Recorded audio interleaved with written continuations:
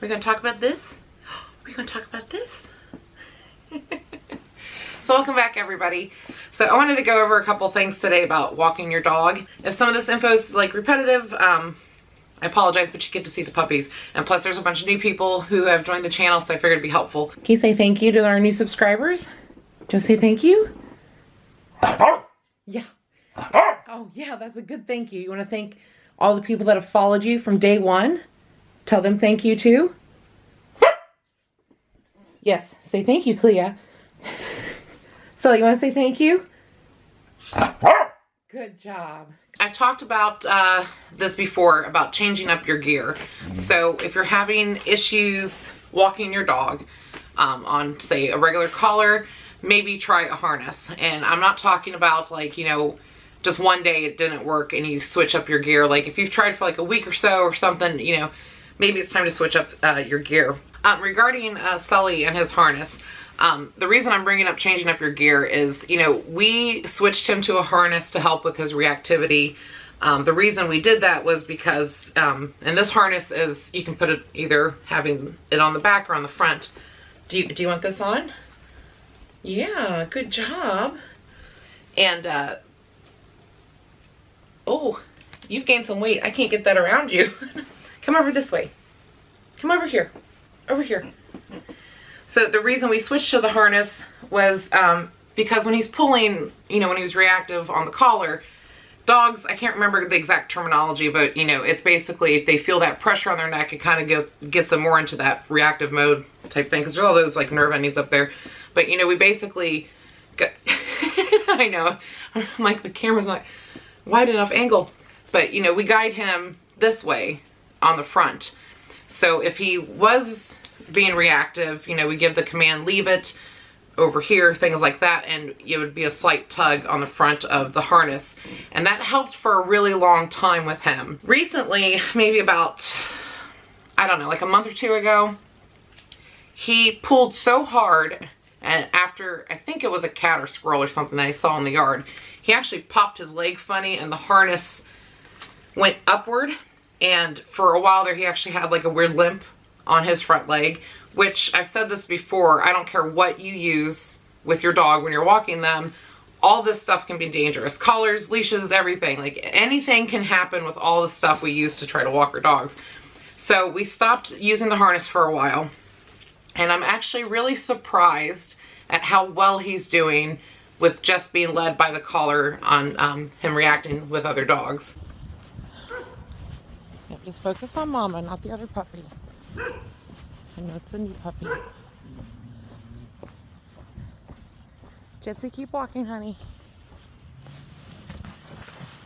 Sully. Come on, we're gonna keep walking. Good boy, Sully. Yes, good job. Good job. There's the little puppy. You did excellent. Good boy.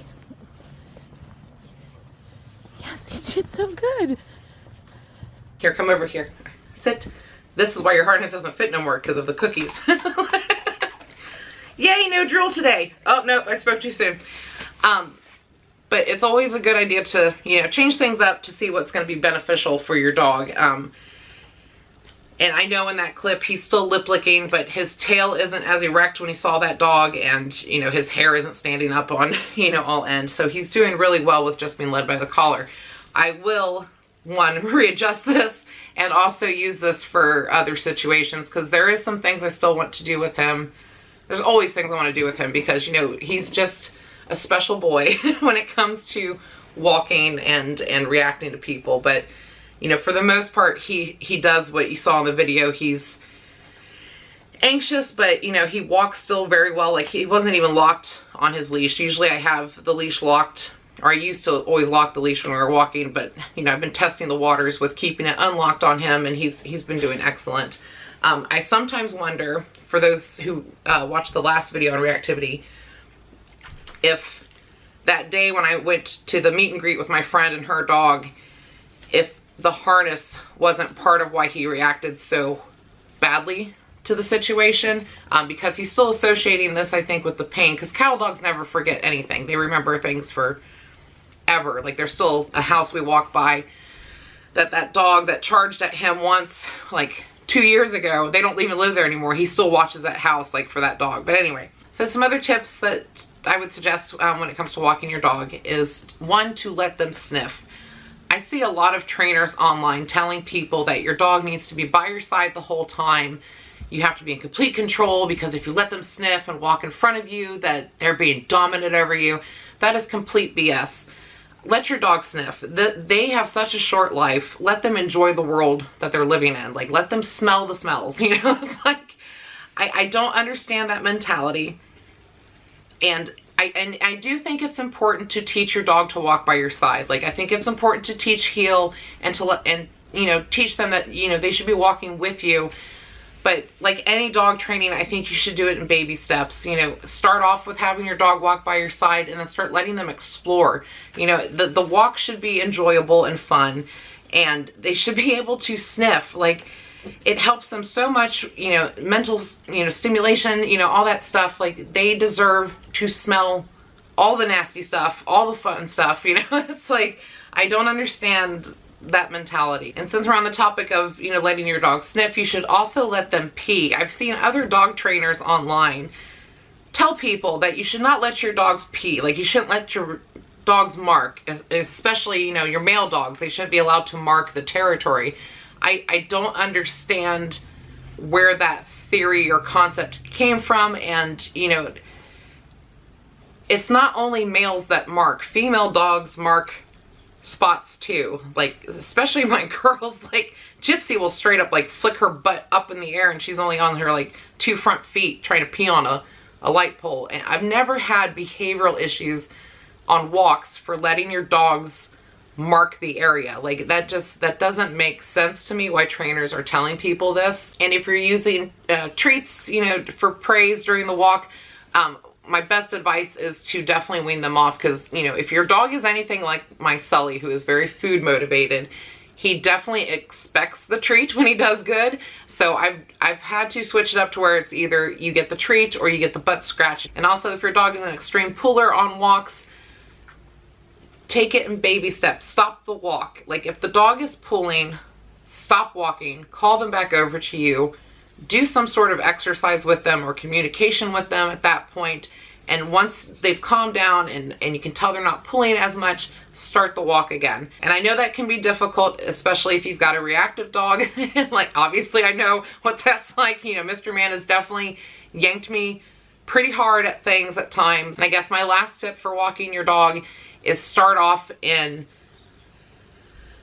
oh, what's the correct term? Less crazy areas. Like, I always start leash walking with my kids in our own yard because there's less distractions. Maybe that's the word I'm looking for. Less distractions. So I'm always practicing in my yard first. I'm doing short walks at first to start exposing them to this world, because this world has a bunch of crazy in it. So, I mean, I like to do things in baby steps, and I know that's not a popular thing for some people. They want their dog to be able to walk perfectly right away. They want everything right away perfect with the dog. The dog's learning, like, especially if you have a puppy. Oh, and one more thing about switching up the gear, which I probably should have said this earlier, but I don't take very good notes when I do these videos. Not all dogs are going to like harnesses. Clea, she is, what, 6 years old? She cannot stand having a harness on her at all. Like, it just... And even my past crew, my boys, neither one responded well to a harness at all. Like, when we were trying to stop them from pulling, we had to go to the more, as some people would put it, you know, evil methods, violent methods. But I wasn't trained with those methods like the trainers I see online. We've talked about that in previous videos. But, you know, sometimes it's not going to work when you switch up the gear. Even Silver, when she went blind, so many people yelled at me that I was doing harm by her by leading her by her collar, that, you know, blind dogs should always be on a harness. She took her harness and we had it as tight as possible. Like, I barely could get a finger through, and she ninja'd her way out of it every time. She was so pissed off having that harness on her. What worked with her was hearing bracelets on my hand. That's what she wanted. She wanted to hear Mom, and she walked with me that way. But she hated the harness too. She absolutely despised it. Like, it was a fight, a struggle, and it wasn't wasn't worth putting her through the stress because she figured it out on her own. So don't let people like bully you into thinking you're doing wrong by your dog, because if it's working for your dog and your dog is happy, healthy, not being harmed by whatever you're using, I think that's the best way to go. Hi, Gypsy. Got all these cow dogs cuddled around me. I wanted them up here so you could see. At least Clea's butt's back there, you can see. I just realized I had the extra lamp on this whole time and I'm probably gonna look washed out, but that doesn't matter. We don't do professional videos here. But anyway, I hope you all are well. I hope you enjoyed this video, and remember to click all the buttons, like and subscribe and share, and we will see you in the next one. Take care, everyone. Bye. I don't think there's anything left there, baby. I think it's empty. Yeah, see, it's empty. There's no more cookies.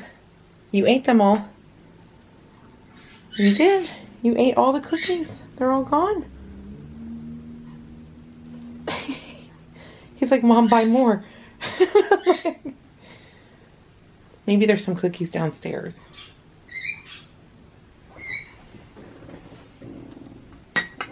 Yeah, it's empty.